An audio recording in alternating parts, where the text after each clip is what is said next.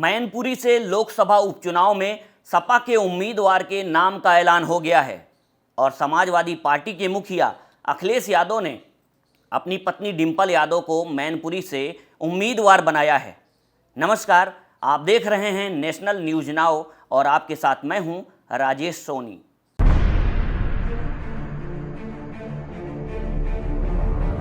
डिंपल के नाम के ऐलान के बाद चाचा शिवपाल को एक बार फिर से तगड़ा झटका लगा है, क्योंकि शिवपाल यादव मुलायम सिंह यादव के जाने के बाद खुद को मुलायम का उत्तराधिकारी बता रहे थे, लेकिन एक बार फिर भतीजे अखिलेश ने उनके मंसूबों पर पानी फेर दिया है। मुलायम सिंह के जाने के बाद ये कयास लगाए जा रहे थे कि शायद अब चाचा शिवपाल और अखिलेश यादव के बीच की रार हो सकता है खत्म हो जाए। मुलायम के जाने पर पूरा परिवार एक दिखाई दे रहा था। ऐसे में खाली हुई लोकसभा सीट पर सबकी निगाहें टिकी थीं।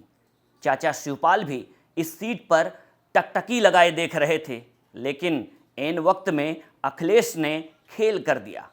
खेल ऐसा किया कि उन्होंने उस मैनपुरी की सीट से अपनी पत्नी डिंपल को मैदान में उतार दिया।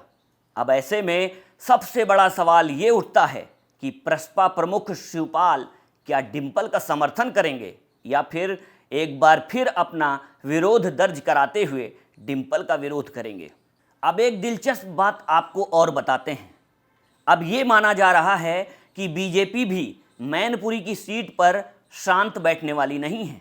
माना जा रहा है कि बीजेपी अब मैनपुरी से मुलायम की छोटी बहू अपर्णा यादव को मैदान में उतार सकती है, और अगर ऐसा हुआ तो देवरानी और जेठानी के बीच ये मुकाबला बड़ा ही दिलचस्प होगा।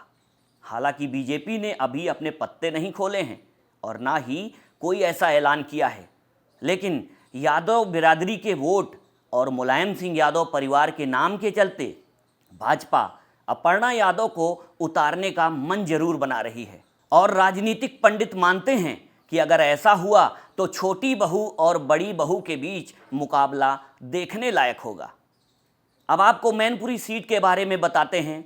मैनपुरी समाजवादी पार्टी की अभेद्य किले जैसी मानी जाने वाली सीट है, जिसको पिछले 26 साल से कोई भेद नहीं पाया, और 26 साल यानी 1996 से लगातार मैनपुरी सीट पर समाजवादी पार्टी का कब्जा रहा है। यहाँ से मुलायम सिंह यादव 5 बार सांसद चुने गए हैं। ऐसे में समाजवादी पार्टी किसी भी कीमत पर अपनी इस सीट को गंवाना नहीं चाहेगी। वहीं बीजेपी इस सीट को हर हाल में हथियाने का प्रयास करेगी, जिसके लिए बीजेपी के पास अपर्णा यादव से अच्छा मोहरा नहीं हो सकता। ये भी माना जा रहा है कि इस सीट से डिंपल को टिकट देना सपा का सरप्राइज करने वाला फैसला रहा है, क्योंकि मुलायम सिंह यादव के निधन के बाद परिवार के बीच की खाई को पाटने के लिए अखिलेश यादव इस सीट को शिवपाल यादव के लिए छोड़ दें, लेकिन ऐसा नहीं हुआ। और राजनीति के लिए कहा जाता है कि जितने भी कयास लगाएं उतने कम हैं, यानी ऊंट किस करवट बैठेगा राजनीति में ये पता नहीं होता।